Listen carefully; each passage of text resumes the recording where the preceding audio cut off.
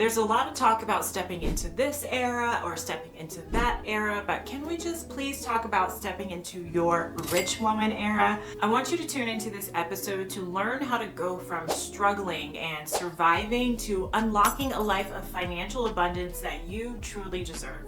By the end of this episode, not only will you know how I transformed my own life and stepped into my own rich woman era, but I'm going to give you the exact steps to dive into this chapter in your own life so you can cultivate that rich woman energy needed to attract your financial abundance with ease. By the way, if you're new here, I'm Dr. Tiffany Shelton. I'm a neuropsychologist and published author. I make videos on how to intentionally get more done so that you can enjoy your dream life. So be sure to subscribe and join the family. So some of you guys know that I'm a neuropsychologist that's worked with many clients, both in my clinical settings and in my previous coaching business, helping ambitious women. And one of the things that I know for sure after working with so many women achieve their dreams is that stepping into a new era in your life requires a particular mindset that thankfully I've gotten down to a science. You certainly deserve a life of financial ease, and I'm excited to share with you how to open yourself to the abundance God truly has for you. So let's jump right in. Firstly, I want you to tap into your inner Hillary Banks and claim your financial entitlement. You see, just like Hillary Banks, as you step into this wealthy woman era, you want to have the mindset that financial abundance is your birthright and leave scarcity thinking in the rearview mirror. Rich people often tout the benefits of an abundance mindset, but they don't usually tell you how to make that shift. So they tell you not to think in scarcity or not to think in lack, but they fail to tell you how to get from a place of survival mentality to shifting to thinking in abundance. And this can be especially hard when you may not have an example for that, or you may have experienced financial traumas in your past that make it hard for you to trust in abundance. But don't worry, I got you. I'm going to tell you how to make the shift, even if you have situations in your past that make it hard for you to think in an abundance mindset.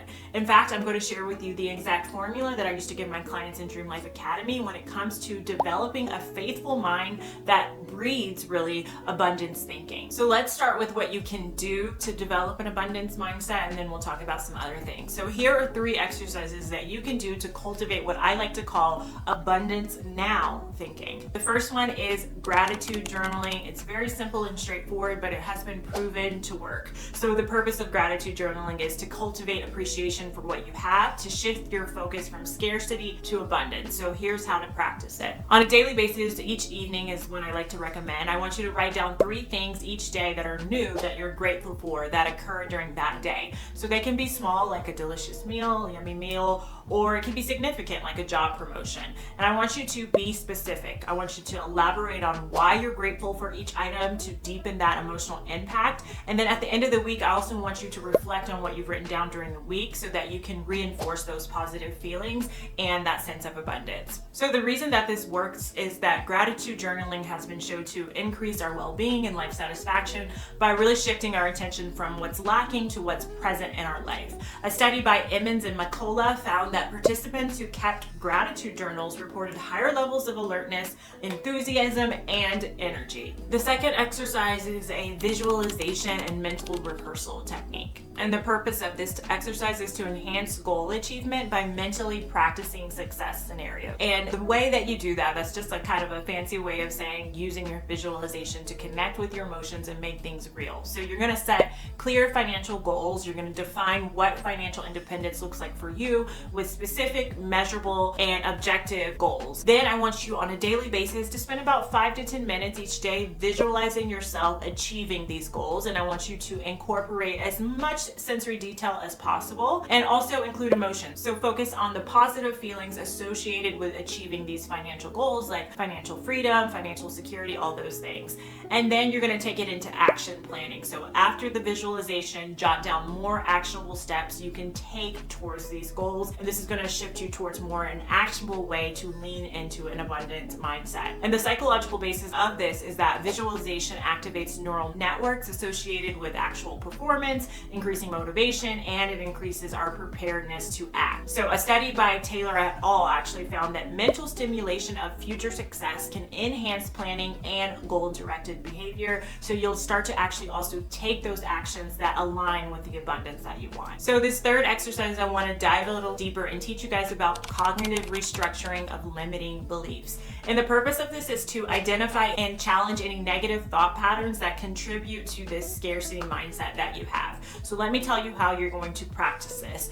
First, I want you to identify any negative core beliefs that you may have that are feeding your scarcity mindset or really stopping you from leaning into more abundance mindset. So I want to share with you, and I'll put up on the screen, a little exercise that you can do to get down to your limiting beliefs. So here's an example of someone that has noticed, I feel anxious when I think about financial freedom because I'm not sure it's possible. This is when I was providing therapy. Now I only do neuropsychology, but to help folks get down to their negative core beliefs that we could then restructure is we would have them kind of think of a negative thought that is causing them distress. In this case, this is a negative thought related to financial abundance. And then we want to dig a little bit deeper to get to the underlying negative core belief, and then we can restructure that. Because restructuring at that top level of just thoughts, it's going to be very superficial, and you're not going to get to practice really changing the way that your brain works, those neural pathways that are supporting that negative belief. So the question that you say to help you dig a little deeper is, what does this negative thought say about myself, others, or the world? And so in this example, the person says, things don't always work out for me like they do for other people. You're going to keep asking yourself that. Here's a very simple example, but when you do it for yourself, you want to try to do it like 7 times, and that'll usually get you down to like a negative core belief. And then so she asks it again, what does this say about me, others, or the world around me? And she has gotten down to the world isn't a trustworthy place. That is the underlying limiting belief that she's going to restructure. You're not going to work with those top level thoughts. We're going to dig a little bit deeper, and then we're going to create a focus wheel to help us on a daily basis help wrap our minds around the alternative to this negative core belief. Because what we don't talk about a lot when we talk about limiting beliefs is that we also have positive beliefs. It's just that our mind has attached more to the negative ones. So it's not so much of trying to get rid of those negative ones, but realigning ourselves with those positive ones that are there as well, that we just need to give more attention to. So then once we have an idea of the limiting beliefs that are kind of holding us back from really developing that abundance mindset, we really want to understand how those came to be, but knowing that it's only one piece of the puzzle. So I'm going to look down again because I have this image on my iPad, but I'm going to put it up on the screen as I kind of explain this to you guys. So it starts with our early adult experiences that lead to us developing these negative core or limiting beliefs. These are ideas about ourselves, other people around us, or the world that limit us, that stop us from expanding. And these negative beliefs lead to dysfunctional assumptions, and those assumptions lead to reactions to what we want. So these are compensatory strategies based on these negative beliefs. They start off as thoughts, but they affect our behaviors, and they also impact our emotions. So this is very top level. Let me give you guys an example so that you can really understand how to break this down for yourself. So in our example here, we have someone that I have made up.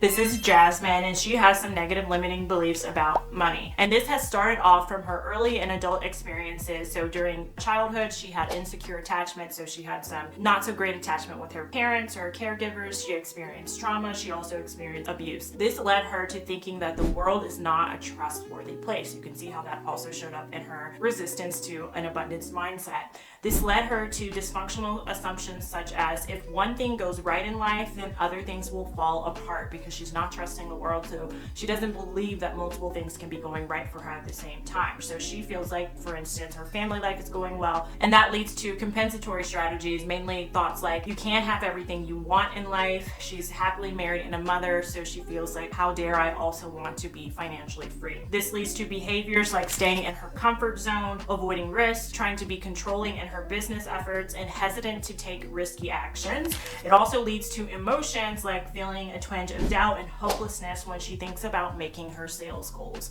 So this is how we can get bird's eye view of how these limiting beliefs are feeding your scarcity mindset. And like I said, this insight is just one piece of the puzzle. It's important to understand that, but we don't want to just stop at insight. We want to move into more action-based and more rehearsal to retrain our brain to take different neural pathways when we think about abundance. And I'm going to tell you how I do that now with my exercise I used to teach my clients called the ATM method. So let's start with the A in the ATM method, which is acceptance. One of the things about our unconscious is we don't want to fight with it. The more that we fight with things that like beliefs that are there, the harder actually our unconscious will kind of submit to those beliefs. So we don't want to fight with them. The first step is always going to be accepting that it's there. And acceptance is really mindfulness plus patience plus compassion. So being mindful of what it is, this resistance that you're having, being patient with yourself, that it's going to probably take some time to move through these and to move on to attach yourself to the other positive emotions that you have. And the compassion piece comes from knowing how these beliefs develops and having grace for yourself, having kindness for yourself, empathy for yourself to understand, yeah, I could see why I had those beliefs given the things that I had gone through. So the first piece is acceptance, not pushing it away. So I always like to explain it to my clients when it comes to dealing with negative emotional experiences or negative thoughts. You don't want to fight them. You want to invite them in like they're an unwelcome guest at a party, but you don't want to give them too much attention because then you won't get to enjoy your other guests. So if you imagine it being a pie, yes, you might have one piece of that pie that you're not really liking, but what other pieces of your pie can you add to your whole experience as a person to focus more on? So you're not just focused on getting rid of that one piece. What other pieces can we bring in? In this case, it's going to be positive emotions. So the next piece, the T in my ATM method, is transcendence. And that is really aligning with your higher self, your knowing, and your intuition. So you may have these beliefs, you may have this resistance. We're accepting that, but I want us to also take a step back before we move on to managing any of those things to realize who we truly are, which is so much above, our emotions, our thoughts, and our behaviors. I believe our true self is the God within us, and taking time to ground ourselves, maybe relaxation, meditation, journaling, prayer, whatever it is that you do to kind of find stillness and reconnect to that more divine place of you, because that place, coming from that more grounded place and kind of shifting out of your manic place, connecting to that inner observer who you truly are, is going to help you reach transcendence and managing these limiting beliefs even quicker. So just take a step back, remind yourself of who you truly are, which is a divine being, and then we move into the next step, which is the M, which is manage. So how are you going to manage these limiting beliefs? How are you going to shift to more positive ones? In my course, I taught a whole plethora of ways to manage limiting beliefs, but for this video, I'm going to talk about using a focus wheel. One of the great things about a focus wheel is it's not focusing on getting rid of or changing that limiting belief, but it's coming up with other statements that you can put on your wheel that you do believe in, that are not wrestling with your unconscious limiting beliefs, but also help you at the same time get over that one. And you're going to read it every single day, and it's going to help you shift. So when you do think about financial abundance or making money, your mind doesn't automatically go to doubt, but instead you start to train your brain to also think about all these other things that you believe in. In my goal planner, the Mind Ambition Planner, I do have focus wheel exercise for you if you want to try this out on your own, but I'm also going to go through an example here so you can kind of understand how you can use this ATM method to come up with those statements to put on your focus wheel. So actually, I'm just going to show you the example that I came up with just for time's sake. If you want a deep dive into coming up with these statements, and I have a whole ATM worksheet, check out a live I did called Get 2025 Ready With Me. I did 3 live sessions. It's the first one that I did recently. If you go to my channel and click the live, I'll also link it here to the resource page of that live to get the ATM worksheet to come up with these statements for yourself. But after going through a module of making statements that reflect acceptance, that reflect transcendence, and managing limiting beliefs, these are the statements that this example person came up with. So the first in the center is the statement that she has resistance to, but we're not going to spend too much time on it, which is, I will manifest financial wealth. And then all the statements around are helping her get on board with that. And these are statements that she actually believes in. So that's important. So these are the statements that she's going to read every day. Take your time.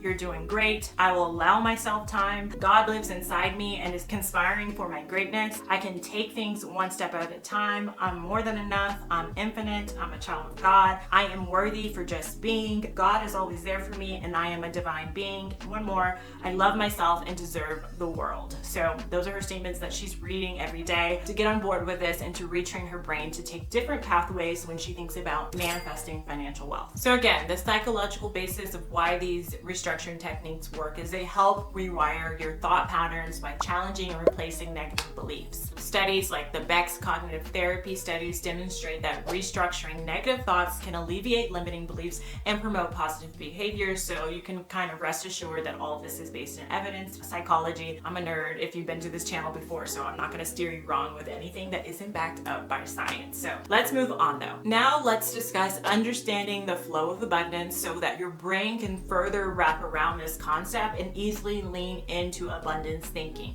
If you understand how the flow of abundance works, it's going to be easier for your brain to wrap around it. So let's use the metaphor of going on a journey to a beach. And in this metaphor, the beach is going to be that kind of financial abundance that you are trying to achieve. Okay, so let's say you're going along this journey on a road trip to your abundance, and the first thing that I really want to talk to you about is what can stop the flow of your abundance is getting stuck. Or you can think about it in our metaphor as if you're driving along your journey and your car gets stuck in a pothole. And what this means in real life is that you get stuck in a low vibration holding pattern, really. So think of things like getting burned out, anxiety, or even things like depression can make you feel stuck. In turn, the solution to this problem, if this is stopping your flow of abundance, is to vibrate high and to really figure out how can you have the tools to be in a good mood so that you can attract the abundance that you want. The second thing that can get in the way of your abundance and stop you in your tracks in this journey to reaching financial abundance are obstacles. So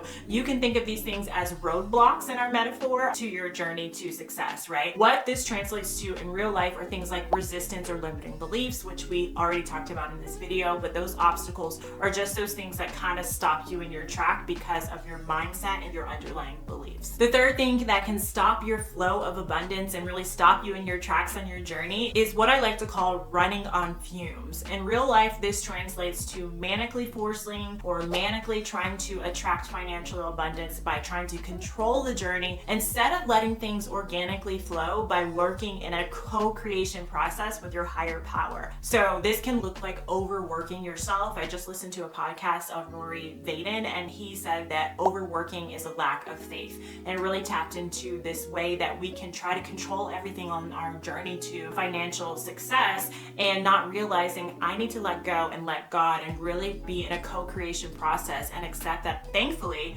that I'm not doing this all by myself. I am co-creating with my higher power. And lastly, another thing that can stop your flow of abundance and stop you in your tracks on your journey and your little road trip to financial success is being on the side of the road. So what this means in real life is not taking aligned actions or really being paralyzed and not doing anything to take actions at all towards getting this financial abundance. If you're taking unaligned actions, this may look like constantly being busy, but you're never really getting any closer to your goals because the actions that you're taking are misattuned, they're unaligned, and they're not strategically moving you closer to what you want. And if you're not taking any actions at all, that's pretty straightforward. You're kind of just sitting on the sidelines, just thinking about what you want, talking about what you want, but you're not getting to it to really get that financial success. The obvious answer is to start taking those aligned actions that are going to help you step into your rich woman era. So develop a strategic plan and consciously stay on track with that plan so that you can move closer to financial abundance in a more efficient way. This is exactly actually why I created my Mind Ambition Planner. I included the goal planner, but I also included the 90-day planner directly after the goal planner so that you can stay on track, so you have that evidence-based psychology to set goals and overcome limiting beliefs. But then directly after, you have that 90-day planner with quarterly planning pages, monthly planning pages, weekly planning pages, and daily planning pages so that you can be strategic as possible, reach your goals more quickly, and stay on track. Okay, so this leads to my third tip for you when it comes to entering your rich woman era,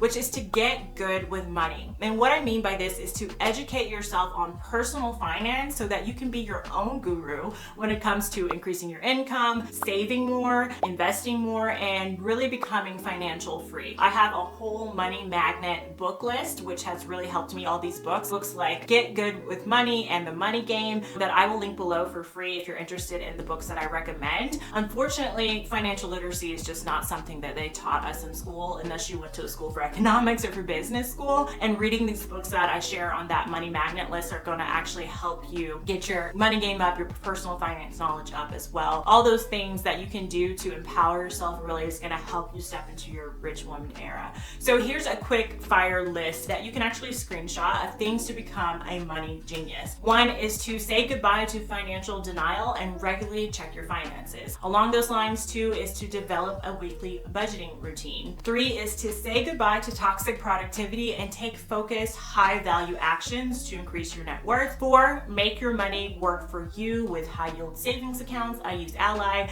and smart investing. And 5 is to develop multiple streams of income. Okay, so implementing all these tips will certainly help you step into your rich woman era. But let's face it, finances are not the only thing that make up our dream life. So if you want help with reaching all your goals, be sure to watch my video on the 12-week year so that you can learn how to develop a clear action plan to reach any goal. So cheers to planning, manifesting, and enjoying your dream life.